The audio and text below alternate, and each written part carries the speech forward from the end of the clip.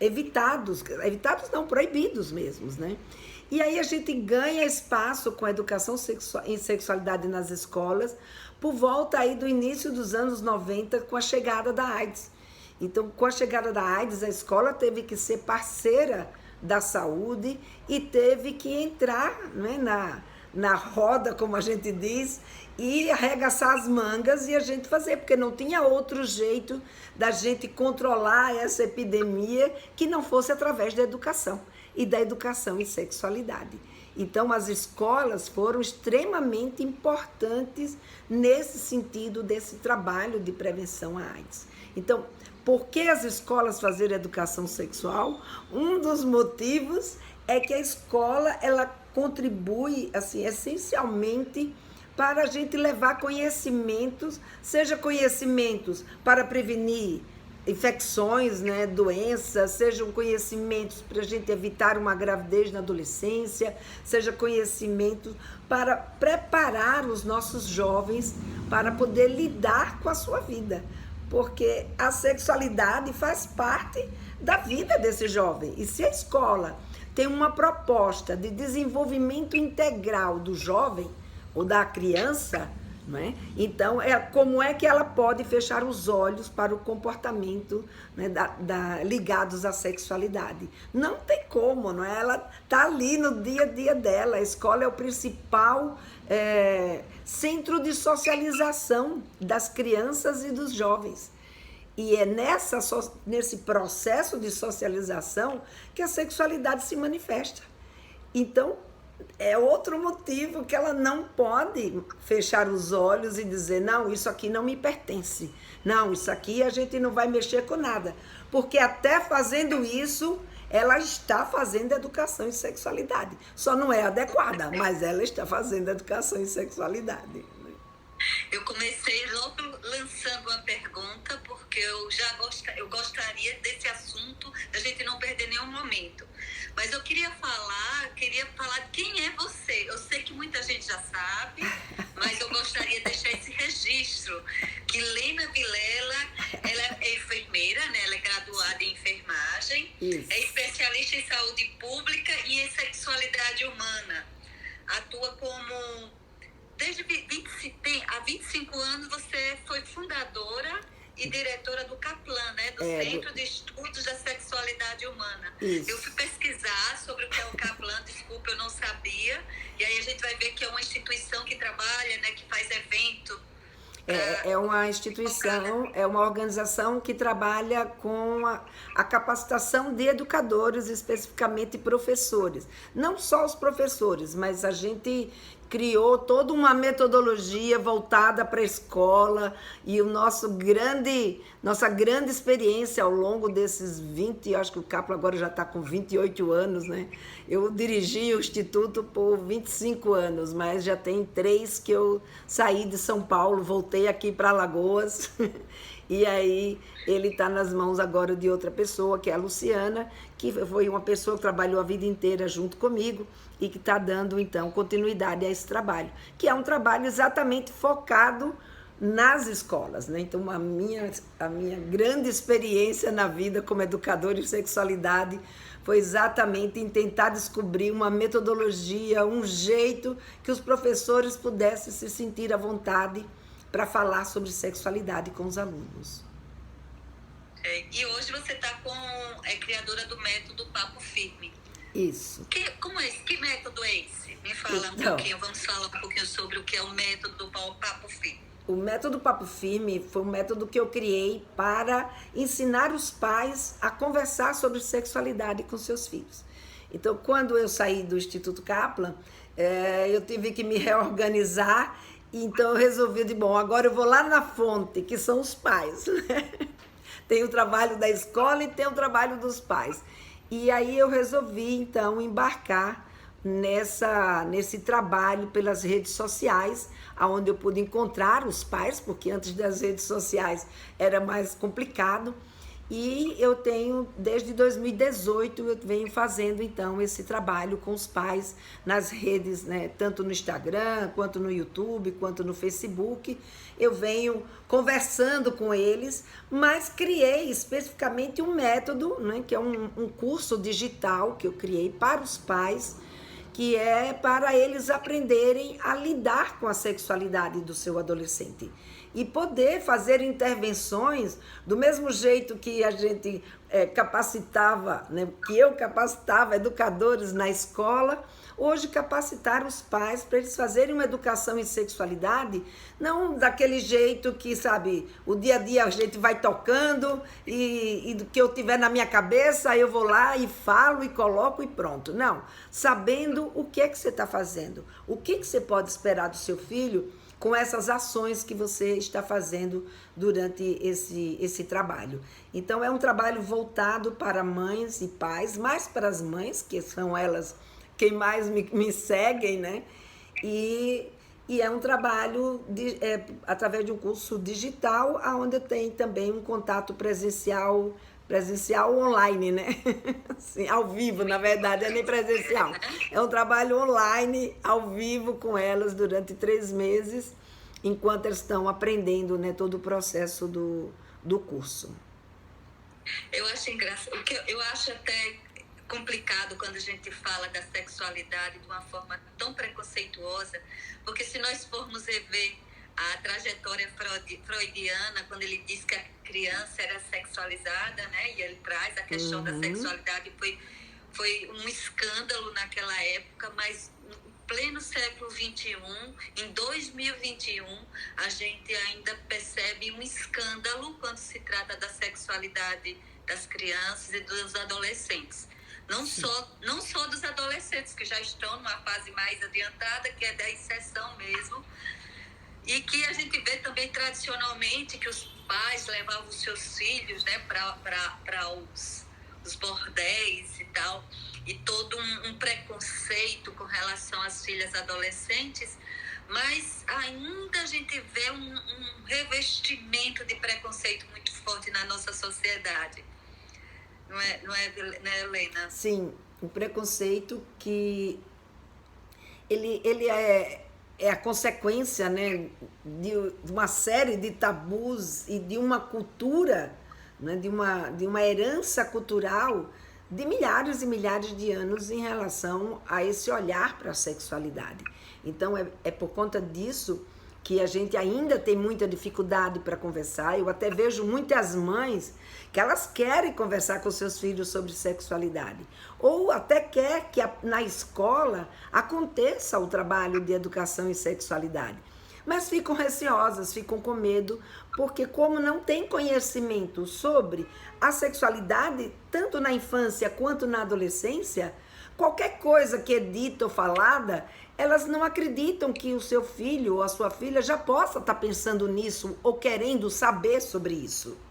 E aí isso acaba criando um conflito, né? Porque a imagem que os pais acabam criando dos seus filhos, de uma inocência que só os deixa vulnerável, acaba dificultando a ação, muitas vezes, da escola, principalmente nesses últimos anos, onde as escolas passaram, inclusive, a temer falar do tema educação e sexualidade, uma vez que não foi aprovado dentro do projeto pedagógico que se falasse de educação em sexualidade e de gênero. Não sei aí em Sergipe como é que ficou isso, mas a grande maioria dos estados não teve isso aprovado, né? E dentro do Ministério, da próprio Ministério da Educação, não teve isso aprovado. Só que isso não tira o direito das escolas de falar sobre educação e sexualidade, fazer educação e sexualidade de uma forma consciente, né?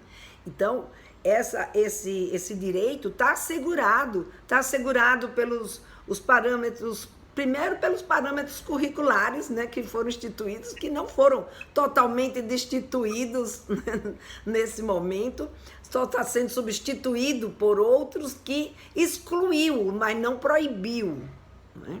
Excluiu o tema, mas não proibiu o tema. A gente tem aí o direito da criança e do adolescente, né, como é que chama? É o direito da O criança, o ECA, Estatuto da exatamente, Criança. o Estatuto da Criança Da criança e do do adolescente, adolescente. que também prevê que eles tenham esse direito de receber educação com base científica, que eles sejam ensinados. Além disso, nós temos os direitos sexuais reconhecidos pelos direitos humanos, pela Organização Mundial da Saúde, que também nos dá esse tipo de respaldo. Então, a gente vai vendo aí que esse é um medo que não precisa existir. Desde que a escola saiba o que ela está fazendo, comunique aos pais, prepare os seus professores, né? E tenha uma programação que seja coerente com os objetivos desse trabalho, a gente não tem o que temer. É dar continuidade, sim, a esse trabalho, né? E voltando à sua pergunta, por quê? Porque a escola é esse espaço de aprendizagem, a escola é esse espaço de socialização. A escola é esse espaço de vivência sexual dos jovens. E aí eu estou falando vivência sexual, não olhando apenas para o ato sexual, mas do desenvolvimento da sexualidade deles, né? Das interrelações que eles estabelecem quando eles estão na escola. Então, esse período de pandemia foi um caos na vida das crianças e dos adolescentes, porque a escola fez muita falta nesse sentido. E aí quem supriu foi a internet, que é o outro ponto de socialização que eles estão vivendo agora. Então, você tem dois pontos, a escola, outras fontes, sem dúvida nenhuma, o clube, a rua, o prédio, nas cidades menores isso aí é muito mais fácil, mas nas cidades maiores, nas capitais, a gente vai ver que há uma dificuldade muito maior de socialização fora do ambiente escolar e agora fora da internet. Né? Então, E o crime de abuso sexual na internet, falta de conhecimento, né? As crianças, às vezes, saiu a semana passada de um criminoso e como ele estava abordando essas crianças pela internet. Então, às vezes, a falta de conhecimento chega até o ponto, né, a uma ignorância tão grande da sociedade, dos pais e até mesmo dos governantes, e não percebe que estamos vitimando mesmo as crianças a passar por certos constrangimentos na própria internet, onde a escola poderia ser esse canal de informação. sim. Quando isso é possível, né, Helena? Sim, porque tem um outro ponto também muito interessante, né? Quando a gente faz o trabalho de educação em sexualidade na escola, que é o fato deles ouvirem os seus colegas, e os colegas ouvirem, né, a si mesmo e aos outros. E com isso, eles poderem, sabe, poxa, isso não está acontecendo comigo, mas está acontecendo com meu amigo. Então, ele não precisa esperar acontecer com ele. Ou não está acontecendo com ele nem com um amigo, mas alguém que está ali na sala já conheceu alguém que passou por uma situação parecida com essa. Então, essa possibilidade de troca que a escola favorece entre os iguais é uma riqueza muito grande de aprendizagem. Porque é nessa troca que a gente aprende, né? Nessa troca que você se coloca, que você entende o que é que o outro está dizendo, que tem exemplos. Então, a gente vai fazendo todo um trabalho nesse sentido que dá mais segurança para esses jovens poderem identificar, epa, estou entrando numa situação de risco aqui? Não estou. Né? Tanto em termos da questão ligada à internet, como mesmo nas situações presenciais.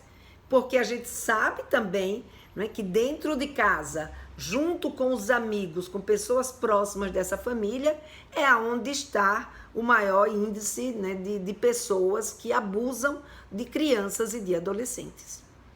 E outro dia, eu estava estudando para fazer uma live, né, com as minhas seguidoras, mostrando para elas o quanto esse período entre 10 e 13 anos é um período muito crítico, que a gente precisa estar assim, com muito cuidado nesse olhar com essa criança que está virando adolescente. Né? Porque o maior índice de estupros, eles vão acontecer, óbvio, a grande maioria com as meninas, não é? E meninas que estão entre 10 e 13 anos de idade, que é exatamente o momento que elas estão aí passando por essa transformação, mudando o seu corpo, entrando em contato com esse corpo que ela ainda nem entende direito o que está acontecendo com ela. E quando ela tem na escola um espaço para poder discutir que transformações são essas, como é que ela lida com esse corpo, isso a deixa menos vulnerável em relação ao seu corpo e ela se sente muito mais segura, porque quando acontece alguma coisa, ela tem uma pessoa que é de sua referência dentro da escola para que ela possa conversar, para que ela possa trocar e até contar, né, se está acontecendo alguma coisa no entorno dela. Quando ela está só com a família tem uma dificuldade muito maior de ouvir. Porque se a pessoa próxima, se a pessoa que convive, se é uma pessoa que está ali dentro, né, do meio, primeiro, ele já sabe que naquela família não se fala de sexualidade. Ou se fala de uma forma que não vai dar ouvidos a essa garota ou a essa criança. E aí o que acaba acontecendo muitas vezes? Ele se aproveita desse cenário familiar para exatamente abusar dessas meninas e desses meninos que estão numa família que, sem querer, estão sendo cúmplices, né, dessa figura que é um abusador sexual, que eu chamo que é uma figura que a gente acha que os abusadores sexuais eles são pessoas que sofrem de pedofilia. E esse índice de pessoas que sofrem de pedofilia é ínfimo. Na verdade, são pessoas que foram mal educadas sexualmente e não aprenderam a respeitar o corpo do outro, a respeitar, né, o consentimento do outro. Então, é isso que acaba muitas vezes acontecendo. E achar que tem o direito, né, de passar a mão, de fazer o que quiser com o corpo de quem ele tiver vontade de fazer isso. E é isso que muitas vezes o fato dessa família, por não falar sobre sexualidade, ou essa adolescente ou essa criança, não estar numa escola onde ela também possa ter esse assunto vindo à tona para ela buscar respaldo, que muitas vezes elas se tornam muito mais vulneráveis e esse crime se perpetua por um tempo muito longo. Exato. E fica ainda um sentimento que vai permeando a vítima de culpa, sim, que já é uma reverberação da culpa que é passada quando se trata de falar em sexo, né? Porque sim, o sexo, se a gente for olhar historicamente, já nesse período vitoriano mesmo, Foucault fala, né, um dos nossos filósofos de referência, que o sexo passou a ser falado nos confessionários, nas igrejas, nas confissões, ou seja, permeado, todo revestido de pecado, de culpa. Lá você vai falar a partir de uma perspectiva de culpa, né, de um pecado que você cometeu. E não de uma função do desenvolvimento próprio dos seres humanos. Sim, sim. E assim, é uma coisa tão natural quanto é dormir, comer, não é? É uma função que faz parte da nossa vida. Mas que por ser uma função que ela surgiu no ser humano para que acontecesse a procriação, e aí essa é a única função que nós temos no nosso organismo, que para que ela possa acontecer há uma necessidade de duas pessoas de sexos diferentes para que a reprodução aconteça.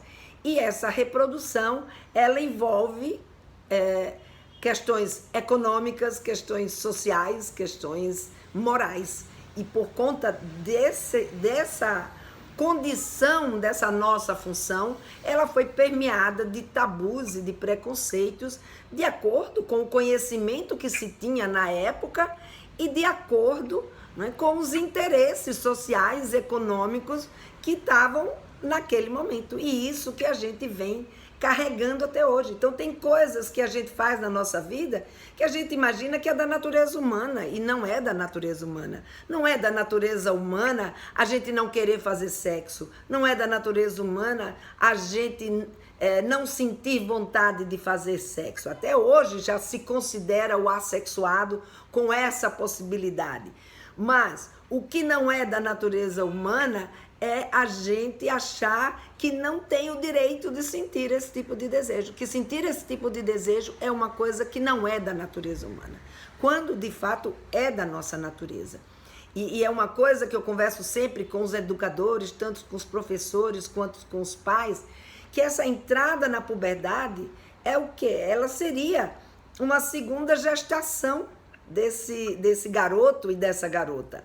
Na primeira gestação, ele recebeu uma série de hormônios que caracterizaram, juntamente, né, com os cromossomos, que caracterizaram a sua condição biológica de ser do sexo masculino ou de ser do sexo feminino. E em razão dessa condição, gradativamente ao longo da infância, ele foi sendo educado para se comportar do jeito que a sociedade entende que seria, né, o comportamento tanto do garoto quanto da garota. Quando ele chega agora na puberdade, é um momento que ele de novo recebe um banho de hormônios, não é? E como dizia o Samitiba, só que o que vai prevalecer não é o cromossomo, mas sim o como somos. Daí a importância dele poder contar com o apoio tanto da família quanto da escola, para poder fazer essa travessia de preparação. No cachorro aqui no corredor. Faz parte do ao vivo. É isso mesmo. Da preparação deles para desenvolver essa sua autonomia para lidar com a sexualidade. Porque esse período é exatamente o período de preparação dele para que ele seja capaz de ter um relacionamento sexual. E aí o que a gente vê acontecer? Não vamos falar, criança de 10 anos, não. Eles ainda não podem saber de nada. Nós vamos tirar a inocência deles. Gente, não tem que tirar, ninguém vai ensinar esse garoto nem essa garota com quem é que transa, nem ensinar ele a escolher com quem é que ele vai ter desejo sexual. Não, o que a gente vai é trabalhar com ele, o que é que ele está sentindo, o que já mudou, o que está se passando, né, na cabeça dele. Então, por volta aí dos 10, 11 anos, a escola trabalhar as transformações que eles vão passar, como que a sociedade lida com essas transformações. Porque muitas vezes a gente pensa que não, mas o aluno vai mal em matemática, vai mal em geografia, ou vai mal em português, ou vai mal em ciências, porque ele está passando por alguma dificuldade que ele imagina na sua transformação que está errado, que está anormal, e que se ele tivesse com quem conversar, ele poderia limpar a sua mente e abrir espaço para prestar atenção em matemática, em português, em geografia. Então, se um garoto que ele vai fazer aula de ginástica, né, de educação física, ali na aula seguinte daquele professor da aula de matemática, e ele tem dúvida se o tamanho do seu pênis é pequeno, se ele está angustiado porque ele acha que ele tem pouco pelo e os amigos dele já têm pelo demais, ou se ele acha que ele é muito pequeno e os outros amigos já são muito altos, ou o contrário, o que vai acontecer? Ele fica inseguro de ir para essa aula. Então, só de pensar que ele vai ter que compartilhar o corpo dele com outras pessoas, num ambiente de troca de roupa, dentro do vestiário, isso, aquilo, isso tira a concentração dele da aula que ele estava tendo anteriormente. Que é muito diferente quando ele tem conhecimento. Então, se ele sabe que aquilo dali com ele está acontecendo, mas também está acontecendo com outro, ou que é assim mesmo, ele vai com muito menos angústia. Não digo que a gente consegue tirar totalmente, né? Mas ele sofre bem menos e está muito mais preparado para lidar com esses acontecimentos que podem ocorrer. Uma garota está em dúvida se ela está grávida ou não, ela não vai prestar atenção em nada se ela não tiver certeza de que a menstruação dela desceu. Até a menstruação dela descer, ela não tem cabeça para absolutamente nada, né? É verdade. E aí, você falando da necessidade dos pais né?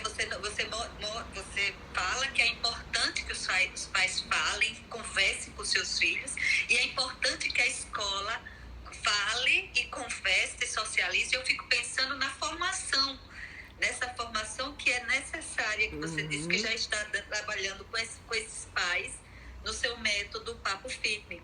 Só que você sabe que é importante, eu não quero tirar, eu quero até reforçar e fazer reforçar e dizer assim, a importância do seu trabalho. Mas é pequeno, né? Na dimensão do Brasil, num país altamente sexualizado e ao mesmo tempo em contraponto com esse tabu que se carrega dessa sexualização. Porque se nós formos ver a nossa sociedade, a sexualização é muito forte, é manifestada de uma forma muito intensa. Né? O corpo é visto de uma forma, mesmo dentro da perspectiva do sexo. Né? Nosso corpo, eu acredito. Se eu estiver enganada, você me corrija. Principalmente das mulheres, e aí vem uma questão de gênero, né? Mas não só das mulheres. Hoje a gente sabe que os meninos, os jovens, em termos gerais, também têm esse olhar muito voltado para a sexualização, para o corpo voltado para o sexo, mas ao mesmo tempo não existe uma formação, não houve uma formação. Né? Sim. E aí eu chego assim, na escola mesmo, as professoras têm medo de falar. Tem medo de falar porque não sabe a reação. E a escola é também um espaço frágil, né? Em que as políticas públicas elas não chegam até lá a ponta. Então eu fico assim pensando, eu queria que você falasse, Helena, como poder começar. Eu sei que um bom começo é o que você está fazendo. Mas para os nossos futuros profissionais, como poder começar? Na verdade, assim, eu estou fazendo um trabalho diretamente com os pais, né, agora. Mas trabalhei muito tempo com escolas, né, como eu falei, através do Instituto Kaplan.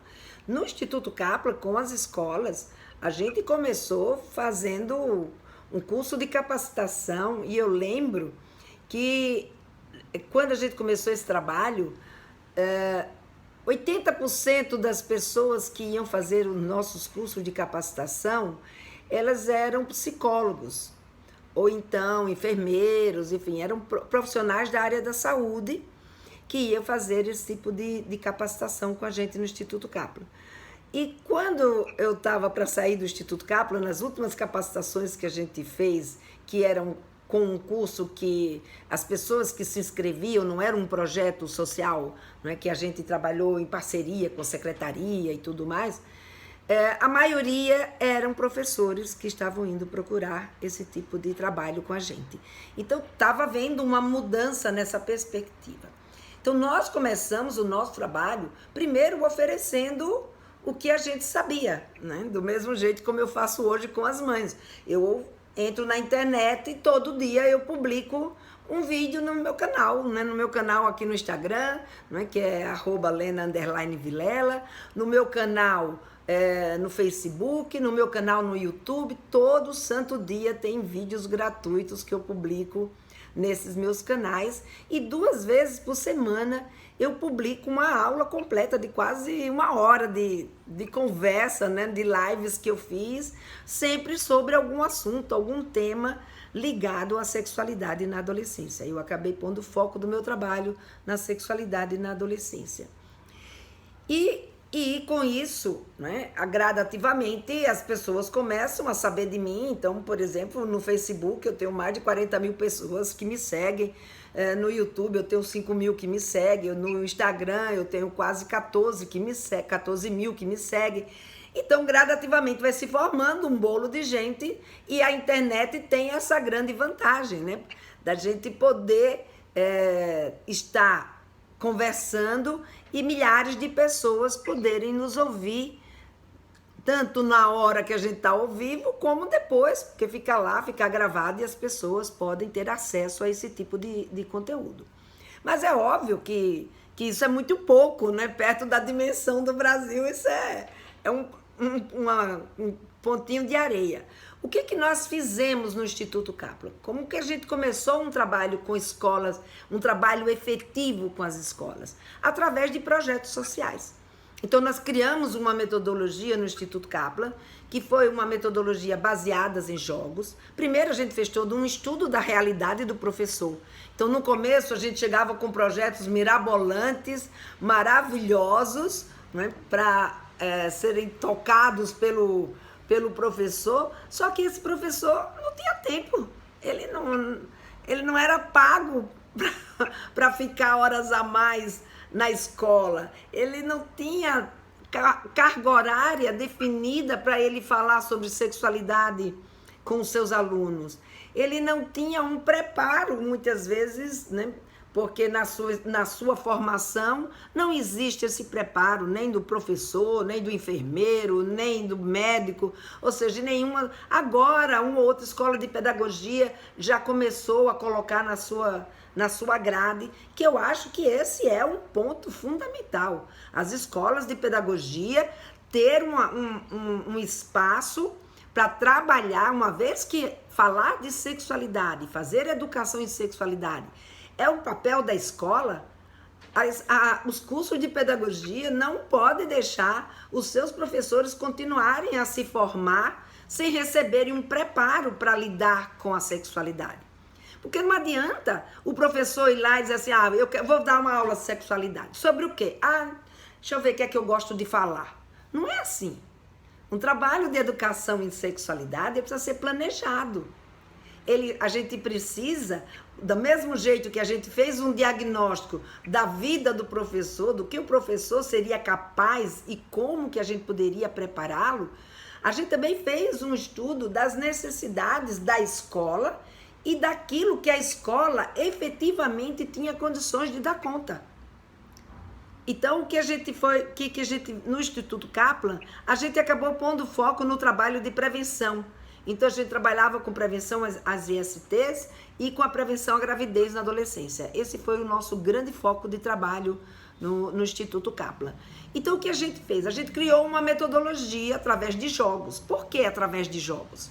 Porque o jogo, ele permitia, primeiro, que o adolescente se envolvesse com o tema sem ficar constrangido. Porque não era ele que estava fazendo a pergunta, era o jogo que trazia uma pergunta que eles tinham que discutir e eles tinham que resolver e eles tinham que conversar. O professor, por seu lado, né, naquela colocação que você fez, né, que era tão real, ele tem medo de começar a fazer o trabalho. E aí, qual vai ser a reação? Será que os alunos vão aceitar? Será que eu vou saber o que dizer? Será que o que eu vou dizer vai interessar esse aluno? Aí vem, para isso, esse professor tem que estar preparado. Esse professor precisa saber o que é a sexualidade na adolescência. Ele precisa saber, aquele aluno naquela faixa etária tem interesse em quê? E aí, em cima desse conhecimento, a gente montou os nossos projetos. Então, em cima do nosso conhecimento sobre sexualidade na infância e adolescência, nós fomos criando, né, a partir desse entendimento, o que os adolescentes queriam saber e o que eles precisavam saber. Porque tinha também o outro lado, tem o que eles queriam e tem o que eles precisavam. E em cima disso, a gente criou, então, essa metodologia através de jogos, onde a gente fez um trabalho com as escolas, tentamos buscar fazer um trabalho que sobrecarregasse o mínimo possível a escola, para que isso pudesse ter continuidade, senão no começo é tudo muito lindo, é tudo maravilhoso, porque sexualidade encanta mesmo, encanta o adolescente e encanta o professor, porque tem muito assunto, muito tema que ele nunca ouviu falar na vida dele. E aí, se ele não é preparado, ele vai vir com essa bagagem que ele vem, igual a bagagem que os meus pais e as minhas mães vêm, que é uma bagagem que não é suficiente para educar os nossos jovens. Para eles saberem o que de fato eles estão fazendo, o que de fato eles querem que esses jovens se tornem. E mais, hoje ainda tem uma situação a mais, que é a facilidade, o acesso à informação que os jovens e as crianças têm hoje com muito mais facilidade. Então, não quero que ele saiba disso. Ele já sabe. O que ele precisa é entender o que é isso que está acontecendo com ele. O que é isso que estão dizendo para ele. Porque na internet tem muita informação boa e muita informação ruim também. E esse adolescente precisa ter alguém que gerencie isso para ele. Porque ele ainda não tem uma capacidade crítica para poder analisar o que ele está recebendo e fazer uma triagem que de fato seja uma triagem positiva para ele. Então daí, esse professor também não vai saber fazer essa análise crítica se ele não se preparar, se ele não tiver um conhecimento. Então ele precisa ter esse preparo. E aí foi o que a gente fez. Vamos colocar foco. Não adianta a gente preparar o professor para tudo, que ele não vai dar conta de tudo. Bem que a gente queria fazer o trabalho, né, como tema transversal. Mas como tema transversal, a escola tinha que ter um mínimo de conhecimento, não só um professor ou dois que estavam interessados em conversar. Mas toda a escola precisava discutir aonde que nós vamos focar o nosso trabalho de sexualidade. Vai ser em prevenção de gravidez? Vai ser em prevenção de STIs? Vai ser em diversidade sexual? Vai ser na violência, na prevenção de violência contra a mulher? Vamos trabalhar com gênero? Vamos diminuir essa desigualdade de gênero? Então, de acordo com esse objetivo da escola, ela traça um plano de atuação.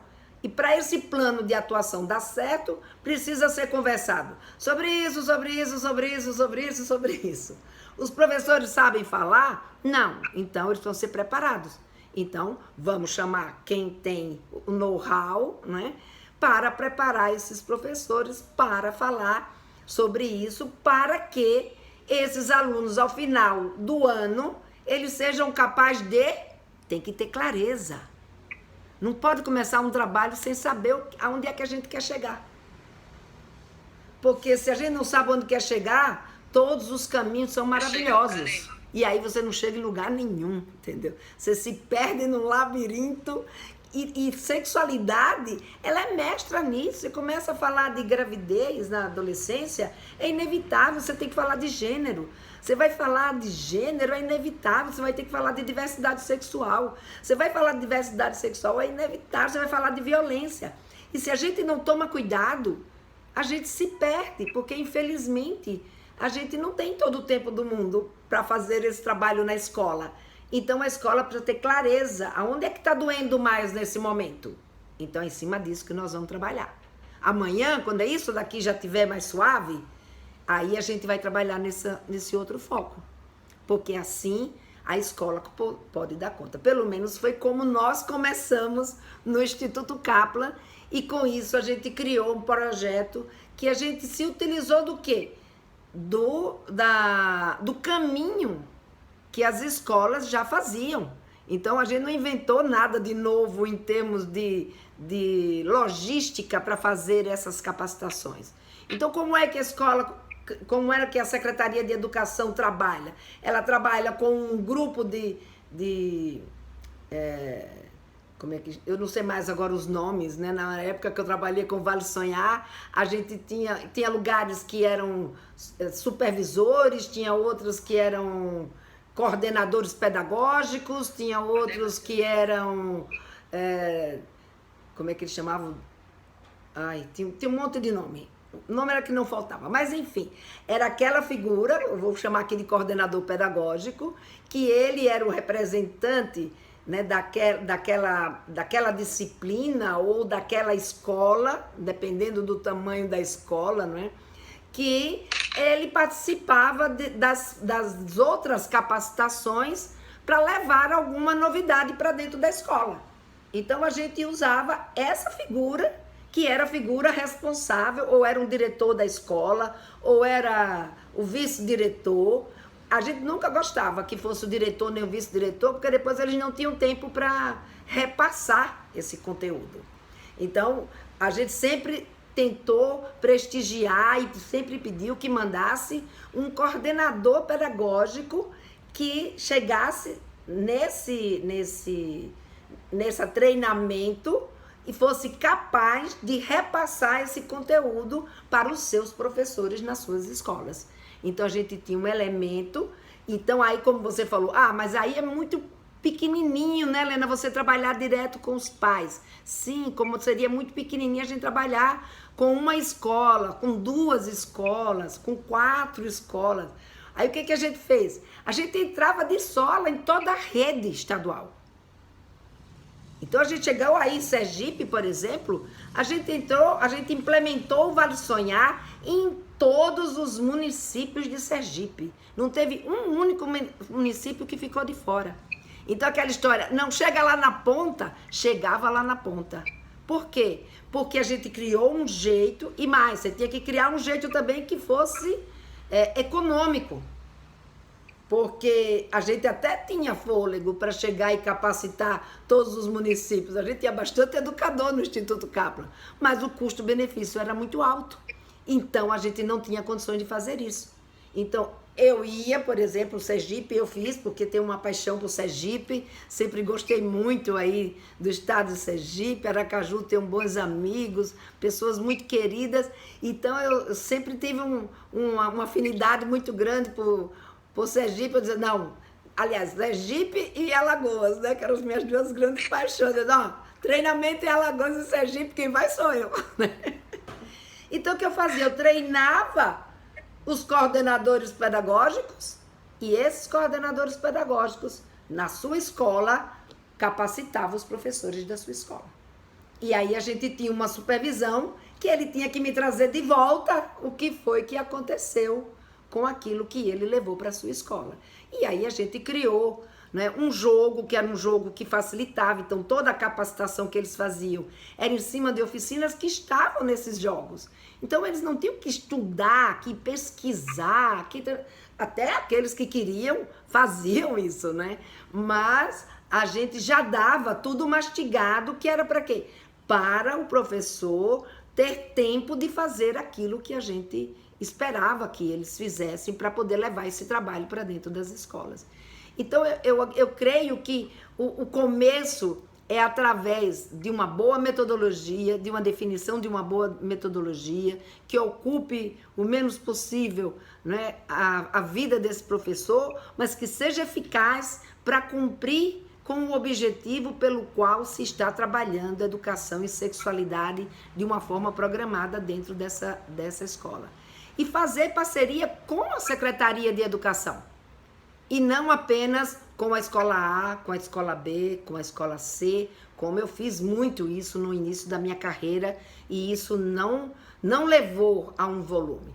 Quando a gente fez esse tipo de parceria, aí sim, a gente implementou em todas as escolas do ensino médio do estado de São Paulo. No estado de São Paulo são 6.856 escolas tinha na época. A gente atingiu mais de 2 milhões de alunos com esse trabalho. Então, é outra dimensão. Ainda também não faz nem cosquinha, entendeu? Para o nosso tamanho. Mas esse era só o Instituto Kaplan. Existem outras organizações que também desenvolvem vários outros trabalhos. Então, a gente estava num momento de muita ascensão de várias organizações trabalhando. Hoje eu saí um pouco desse campo aí das escolas, não sei como estão nesse sentido. Mas o caminho que eu vi, que foi um caminho que deu retorno, foi o trabalho em parceria. Parceria com as empresas privadas, com a sociedade civil, com o governo, não é? Que com o governo a gente entrava na secretaria, e na secretaria a gente fazia uma parceria onde todas as escolas que pertenciam àquela secretaria era beneficiado com o trabalho que a gente levava. Então, desse jeito, eu acho que o caminho é caminhar com o processo já implementado dentro da própria escola. Eu não penso assim, eu falei de um pinguinho de areia, né, um ponto de areia, mas eu acho que a gente não tem que pensar, começar só quando está grande. Eu acho que a gente tem que começar. Sem dúvida, né? Sem dúvida. Não, agora que realmente eu realmente instiguei a trazer a importância, a convocar as redes públicas, os governantes, né, os secretários de educação, seja do município, do estado, para despertar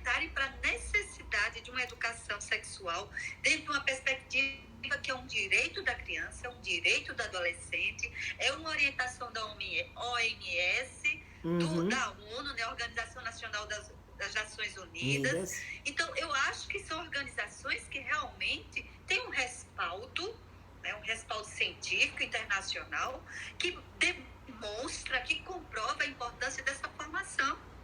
E que não são esses governantes passageiros que vêm atropelando toda uma trajetória que pode esbarrar e deixar e paralisar. Né? Então, inclusive, eu acho que a gente precisa trazer também essa questão política, porque, Lena, só depois eu passo para você, porque está existindo uma questão, falar de sexo é a família ou é a escola? Né? Então, você já de imediato você diz assim, não, é a família e a escola. E a escola. E se não falar, um não substitui o outro. Um não substitui o outro. Cada um tem o seu papel definido nessa história. Não há substituições. A escola substitui o pai. Não. Mas na falta de uma família que ninguém fala nada, que bom que tem pelo menos uma escola que fala alguma coisa. É um ponto de referência. Mas o que a escola trabalha é diferente do que os pais trabalham. A forma, né?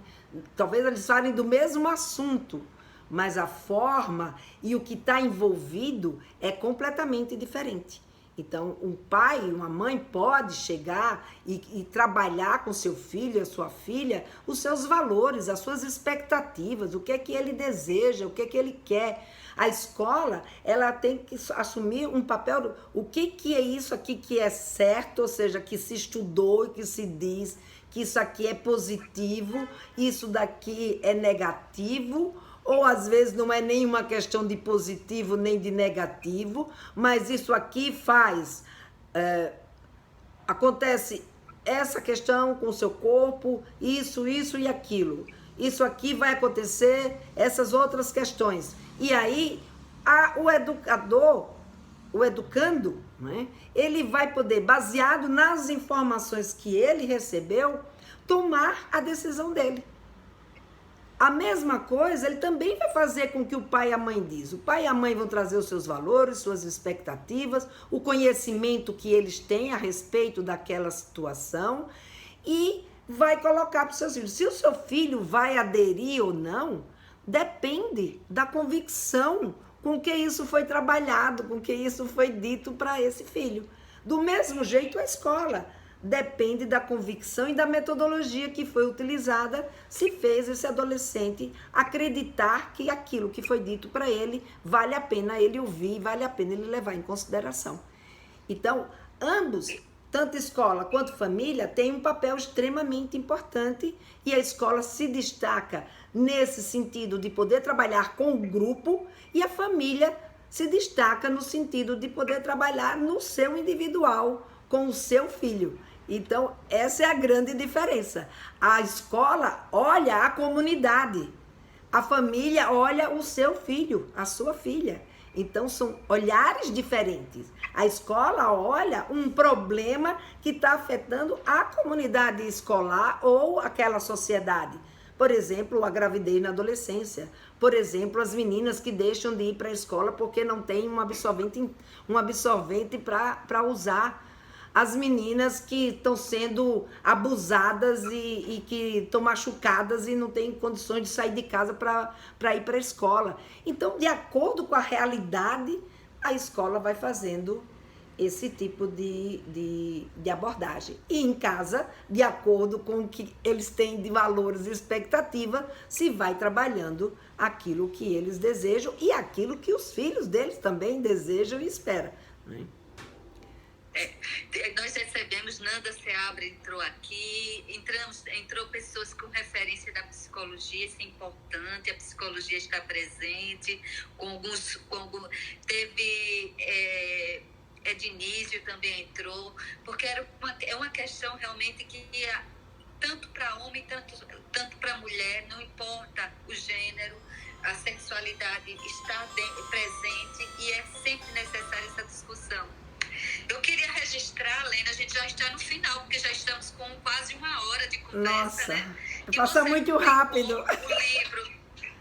Ele publicou um livro diferente, mas não é desigual à sexualidade no deficiente intelectual. Eu gostaria que você falasse, você também publicou os principais acontecimentos da puberdade, mas eu queria que você falasse da sexualidade com as pessoas com deficiência. Você poderia falar? Posso falar bem rapidinho, né? Isso dava uma live só essa situação. Mas se a gente tem tabus e preconceitos para lidar com a sexualidade, né, no jovem que não tem nenhum tipo de deficiência, né, como um jovem que está dentro dos parâmetros das expectativas sociais, quando a gente fala, né, das pessoas com deficiência, seja ela intelectual, seja ela qualquer outro tipo de deficiência, o tabu e o preconceito é ainda maior. E quando esse tabu e o preconceito, e quando essa deficiência é intelectual, aí é que aumenta mesmo, porque eles são associados a crianças, pessoas que não desenvolveram a sua maturidade.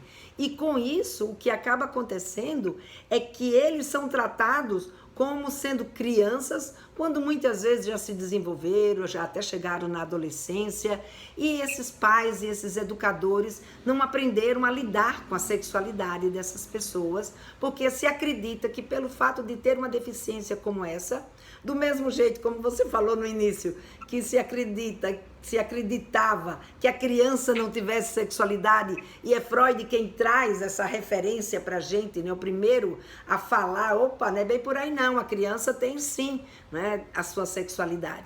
E se a gente vai vendo que essa sexualidade, ela não é apenas o ato sexual, mas sim toda uma série de fatores e características, principalmente culturais, que a gente traz no desenvolvimento dos nossos papéis como homem, como mulher, como esposa, como marido, como namorados, enfim, a gente vai ver, né, que esse entendimento, quando você olha para uma pessoa com deficiência intelectual, fica muito mais distante.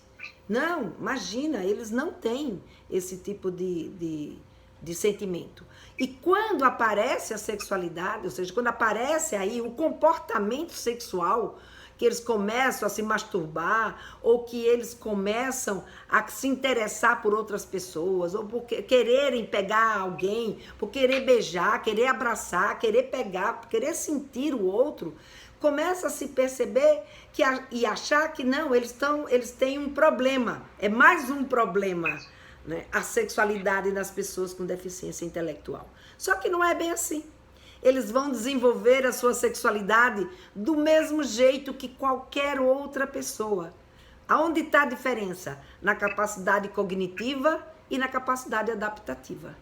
A diferença é que a gente aprende regras e condutas e ensinamentos que a nossa sociedade traz para a gente, e a gente vai se adaptando a esses comportamentos que esperam da gente quando a gente não tem uma deficiência intelectual. Mas quando você tem uma deficiência intelectual, ele tem muito mais dificuldade para aprender todas as coisas, inclusive os comportamentos ligados à sexualidade. E se você não ensina ainda por cima, aí é que eles não aprendem mesmo. Então, eles vão lidar de uma forma mais estabanada, de uma forma sem muito critério. Aliás, sem critério nenhum. E com isso, muitas vezes, não, a sexualidade na pessoa com deficiência intelectual, ela é mais exacerbada do que na criança e no adolescente que não tem deficiência. Não, ela tem menos controle. Ele desenvolve menos a sua capacidade de adequação, porque ele não foi trabalhado para isso. Porque para você fazer essa adequação do seu comportamento, você precisa entender por que você tem que fazer isso. E com a pessoa com deficiência intelectual, muitas vezes se é negado informação para quem não tem deficiência intelectual, para quem tem deficiência intelectual, então, aí é que não chega nada mesmo para eles. Então, todo esse meu livro foi no sentido de mostrar, primeiro, que dependendo do grau de comprometimento daquela pessoa com deficiência intelectual, há uma intenção, que é o que acontece, né, no desenvolvimento da sexualidade na infância. Então, a gente vê, por exemplo, uma criança de 4 anos que está na fase da curiosidade, que ela quer brincar com o corpo do outro, e se esse outro tem o mesmo sexo que ele, as pessoas confundem. Ai, tá, esse menino vai ser homossexual porque ele está querendo pegar no pinto do outro menino. Não, tem nada a ver. O outro menino não é alguém que ele se interessou porque era do mesmo sexo dele. É porque ele quer saber o que é que o outro sente, como é que é o do outro, é curiosidade pura. Então a gente tem que entender as intenções de cada faixa etária para a gente poder ajudá-los a adequar o seu comportamento e entender que aquele comportamento que ele tem, qual é o tipo de adequação que ele precisa.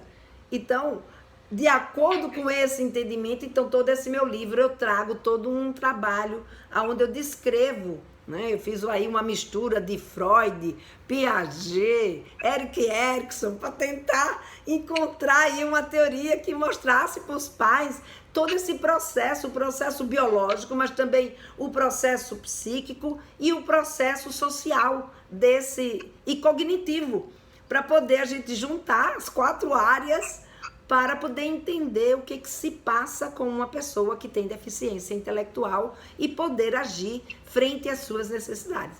Então, esse meu livro é um livro voltado para o educador, para os pais, onde eu faço todo esse histórico de 0 até a adolescência para ajudá-los a entender o que se passa com essas pessoas que foram privadas, né, de uma forma ou de outra desse aprendizado, e que a gente precisa olhar para eles com um olhar que é diferente, mas não é desigual. Por isso que o livro se chama Diferente, mas não Desigual. Eles são diferentes, mas não são desiguais. Eles desenvolvem a sua sexualidade, precisam ser trabalhadas e precisam receber toda a atenção, tanto dos pais quanto dos educadores nesse sentido. Ou seja, tanto a pessoa com deficiência ou uma pessoa considerada normal, ela precisa de conhecimento para poder refletir sobre esse conhecimento e fazer as suas próprias escolhas. Ou seja, o conhecimento leva à mudança de comportamento. Sim. Senão você vai pelo instinto, né? Pelo desejo, sem nenhum parâmetro, sem nenhum poder de realizar escolhas. Eu vou só fechar, você trouxe muito sobre a questão da gravidez precoce.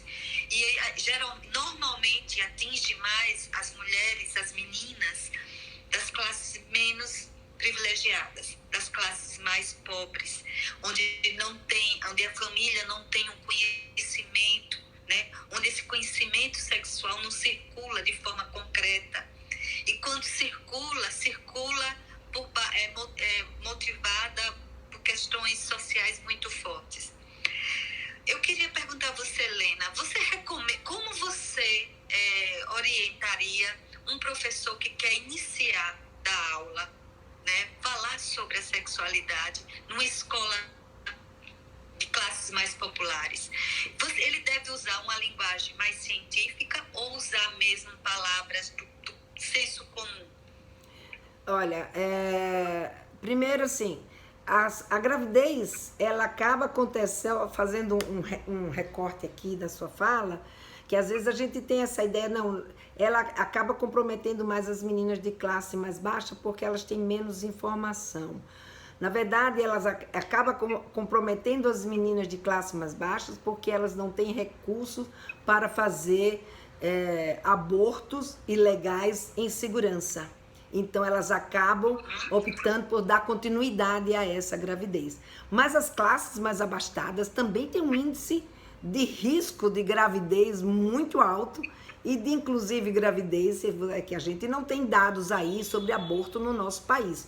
Então, porque como isso não é permitido, não é legal, então a gente não tem aí esse dado. Mas a gente sabe, né, que existe aí toda uma coisa por baixo dos panos, né, como a gente diz, e que o que vai acontecer é que as meninas de classes mais abastadas levam mais adiante as suas gravidez do que aquelas que têm um poder aquisitivo mais alto. Porque o conhecimento sobre prevenção de gravidez na adolescência é tão pouco nas classes menos abastadas como as das mais abastadas, ou seja, não é um problema de classe social, na verdade, é um problema geral.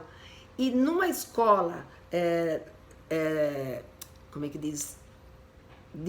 Como é que chama? Uma escola pública, né, onde a gente tem hoje como seus principais alunos, pessoas que vêm de uma classe social mais baixa e que tem muitas vezes dificuldade, inclusive, de ter um contato com certas informações, o que eu sempre aconselhei aos professores foi: ouçam o que eles falam, vejam como eles reconhecem e depois você ensina a forma correta de se falar os determinados nomes, as determinadas funções, o determinado tipo de situação que você queira.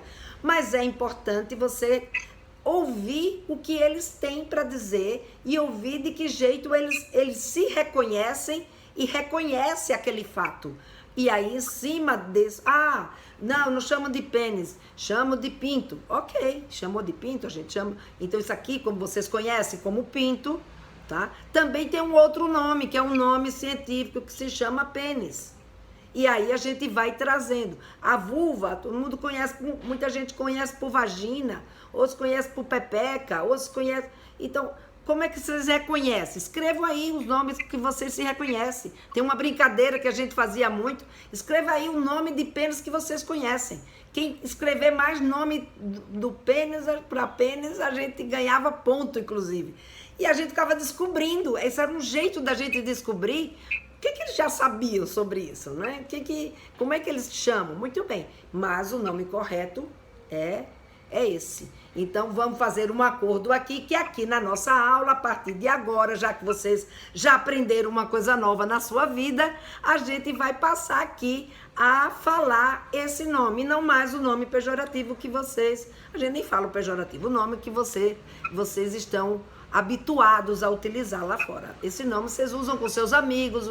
Agora aqui na sala de aula a gente precisa, porque aqui é um ambiente de aprendizagem, então a gente precisa olhar com outros olhos. Então é um jeito da gente trazer essa questão, identificando o que eles sabem, como eles enxergam e adequando. Ok, tinha muita coisa para falar, tinha muita coisa, Lena. Eu espero que você aceite o nosso convite logo mais, alguns dias à frente, porque eu acho que a gente precisa falar mais sobre a educação sexual. Sim. Precisamos formar os nossos professores, precisamos formar os nossos pais e para que eles possam compreender que faz parte do desenvolvimento humano, né? Sim. É o desenvolvimento humano.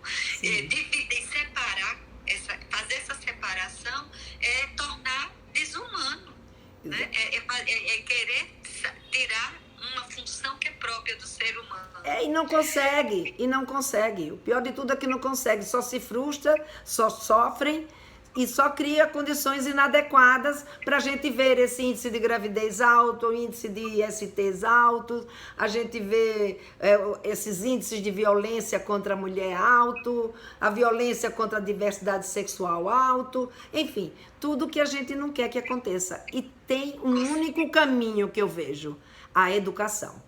Então, a educação, por isso que nós do Departamento de Educação da Universidade Federal de Sergipe, a gente já está atento, pelo menos uma disciplina a gente já trata sobre. Que maravilha. É muito pouco. Para formar um professor, ter só uma disciplina para falar sobre educação sexual é muito pouco, sobre a sexualidade, na verdade. Mas começa por aí. Você já tem muito mais do que a maioria das escolas de educação. Então... Com certeza. Então, muito obrigada, Lena. Eu queria que você deixasse suas últimas considerações finais para o dia de hoje. Eu quero agradecer aí essa oportunidade, né, de estar com você e todos os seus seguidores aí do grupo Restart. E, óbvio, eu aceito falar de sexualidade, educação e sexualidade é minha paixão, né? E se eu tiver disponibilidade, se eu puder, é claro que eu volto sim em outras lives para a gente conversar. E foi um prazer imenso estar aqui com vocês hoje à noite e sendo aí acompanhada por várias pessoas dessa área da pedagogia, que eu acho que não pode arredar o pé. Essa história de que a gente não pode fazer educação em sexualidade, isso é para fazer terrorismo, entendeu? E fazer terrorismo a essa altura do campeonato, quando a gente já sabe, quando a gente já viu acontecer, que onde a gente já viu, né, que dá resultado, a gente não pode, sabe, dar esse passo para trás. A gente tem que continuar, respiraram, agora pegou o fôlego, vamos tocar para frente. E conte comigo, que eu puder ajudar vocês, eu terei o maior prazer desse mundo em poder ajudar. Oh, muito obrigada. Eu vou contar com você. Quem sabe eu tenho outras oportunidades presenciais lá na universidade, a gente fazer esse encontro com todos os nossos professores e pessoas interessadas, né? Não só da área da pedagogia, mas das licenciaturas, psicologias, enfim. Pessoas que podem contribuir com certeza para a mudança da nossa sociedade. Isso muito aí. Obrigada. Eu que agradeço. Boa noite. Boa noite a todos. Boa noite às pessoas que acompanharam e a gente está encerrando para o próximo mês. Teremos.